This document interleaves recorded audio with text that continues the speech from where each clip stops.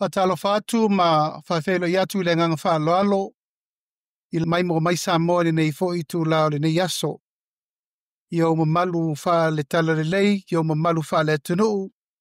ia tainane o mo malu fa le malo ia i le tali tununga ia wa fa ifo fo i le nei yaso i faiva matiute mangaluenga ia i le tali tununga o lo manuia me uma i le lofa ma le anga lei o le tatou tapau sili le langi a malor so i fo manuia ia fa malo fo le langi ma fa malo nga due o manatu e fa pito au ngafa se fa matelanga e winga ile toi fa sisila lo iatu o le fono tanga lo ia ale tato wa ingo le fa tua ile tua sa mo tasi le ata pule ile so varele nei le so su fa mati peitai wa yai nisio fetuna inga ono le totelo nisio le tato ainga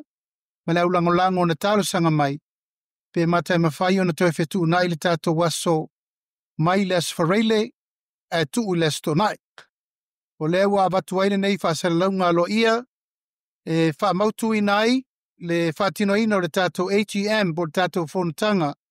sui uma fa vai ma sui restala le tato aingo fatu tu ile tua sama otasi. O la fatanu ina lava le tato fontanga ile astonai le aso limo mati aele o les farele le aso fa mati. Talo tuaile nganga fa lalo mo paiemal mamalu mo lo tato wainga isa mo nei ai mai se foi le sota mai o tato mata fale i le lalo langi atoa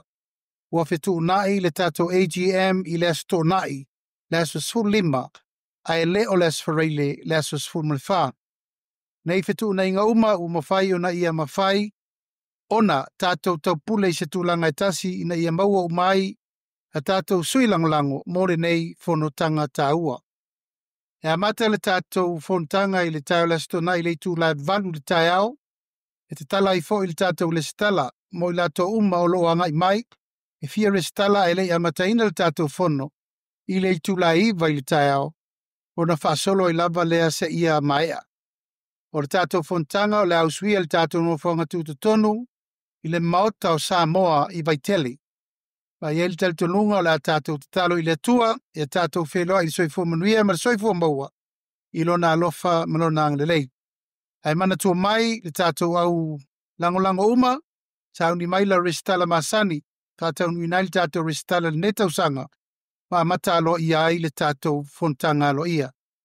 Ia olfasi silanga lea malanga fa lalo manu teleina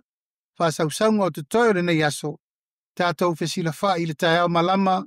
i le tatou fonutanga o le tatou AGM o tatou suilangolango uma i le asto nai. Natu tufoi i tatou suilangolango uma mtatou mtafale fia i le lalolangi atoa Amerika, Australia, New Zealand, Hawaii ma Amerika Samoa ma Samoa nei. O lea whataunu ina lava le tatou fonutanga alo ia